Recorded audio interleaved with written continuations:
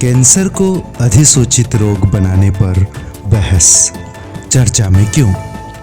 भारत में कैंसर को अधिसूचित रोग बनाने की मांग बढ़ रही है, लेकिन केंद्र सरकार इसकी गैर संचारी प्रकृति का तर्क देते हुए इसका विरोध कर रही है।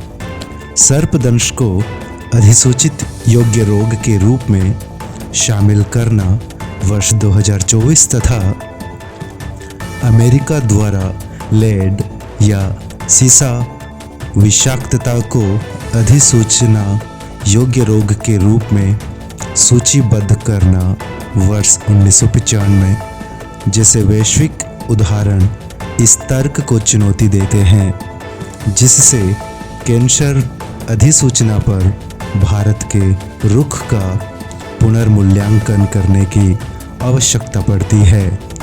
भारत में अधिसूचित रोग क्या है? परिचय। अधिसूचित रोग वह रोग है जिसे स्वास्थ्य सेवा प्रदाताओं द्वारा वास्तविक समय महामारी विज्ञान ट्रैकिंग, संसाधन आवंटन और शीघ्र हस्तक्षेप के लिए कानूनी रूप से सरकारी अधिकारियों को सूचित किया जाना चाहिए। महामारी रोग अधिनियम 1897 महामारी रोग बड़ी संख्या में रोग का तेजी से संचरण की रिपोर्टिंग की अधिसूचना और विनियमन को नियंत्रित करता है। विश्व स्वास्थ्य संगठन या WHO ने वैश्विक रोग निगरानी और नियंत्रण में सहायता के लिए कुछ रोगों के लिए अधिसूचना जारी करना अनिवार्य कर दिया है। उदाहरण तपेदिक, मलेरिया और कोविड-19 जैसी संक्रामक बीमारियां आमतौर पर संचरण की क्षमता के कारण सूचित करने योग्य होती हैं। हालांकि स्वास्थ्य और परिवार कल्याण मंत्रालय ने सर्पदंश को गैर संचारी होने के बावजूद एक अधिसूचित रोग के रूप में वर्गीकृत किया है। कैंसर को अधिसूचित रोग के रूप में वर्गीकृत करने पर बहस क्या है? पक्ष में तर्क। बेहतर डेटा संग्रहण राष्ट्रीय कैंसर रजिस्ट्री कार्यक्रम NCRP भारत की केवल 16% आबादी को कवर करता है। इसमें व्यापक डेटा का अभाव है, जिसकी संसदीय समिति ने आलोचना की है तथा बेहतर ट्रैकिंग की आवश्यकता पर प्रकाश डाला है। उन्नत डेटा के साथ धूम्रपान, वायु प्रदूषण और एस्बेस्टस के संपर्क जैसे जोखिम कारकों को नियंत्रित करके लगभग 50% कैंसर से होने वाली मौतों को रोका जा सकता है। कुछ कैंसर जैसे cervical cancer, human papilloma virus संपर्क से संचरित से जुड़े होते हैं, जिसके कारण विशेषज्ञ कैंसर को अनिवार्य डेटा संग्रह के लिए डॉक्यूमेंटेबल डिजीज के रूप में वर्गीकृत करने का प्रस्ताव देते हैं। कैंसर को अधिसूचित करने से इसकी घटना, व्यापकता और मृत्यु दर पर वास्तविक समय का डेटा सुनिश्चित होगा तथा तंबाकू, वायु प्रदूषण और कैंसरकारी रसायनों जैसे जोखिम कारकों को नियंत्रित करके इसे रोका जा सकेगा। भारतीय राज्यों का दृष्टिकोण।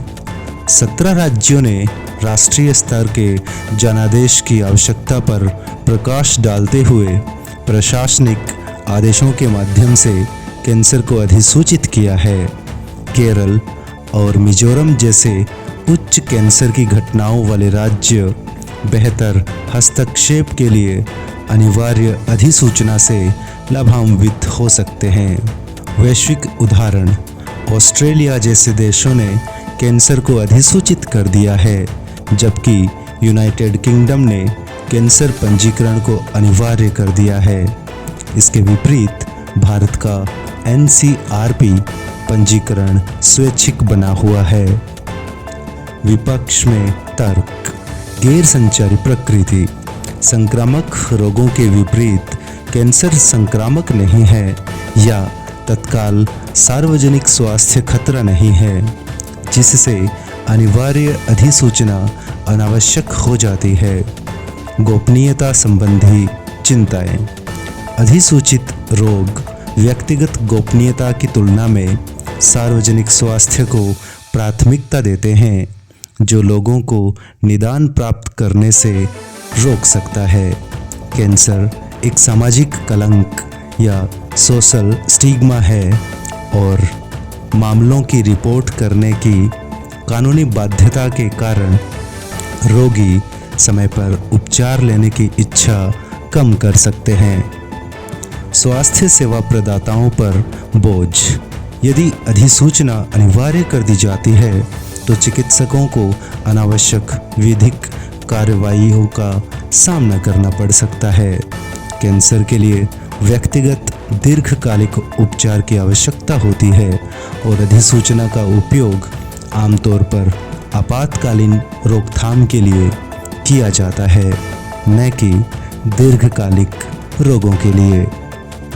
भारत में कैंसर का वर्तमान निगरानी तंत्र।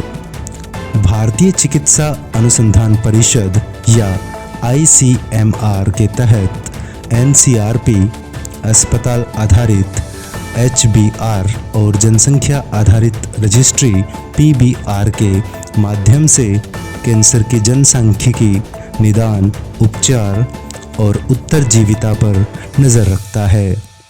वर्ष 2022 तक भारत में 269 HBR और 38 PBR हैं, लेकिन कवरेज अपर्याप्त है।